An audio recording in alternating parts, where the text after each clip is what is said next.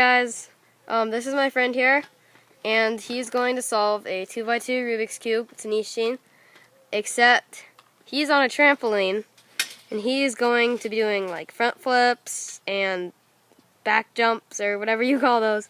And I'm going to try my best not to even look at it. And he's going to do it behind his back. So, here we go.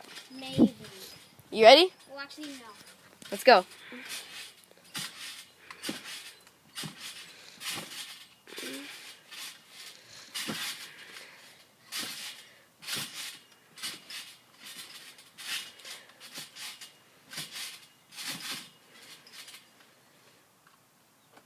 So, how long was that? Like 20 seconds? Let me see it. What? Here. Okay, oh. You just, okay. He's spazzing out. Okay, here it is. Nice job. Like, comment, and subscribe.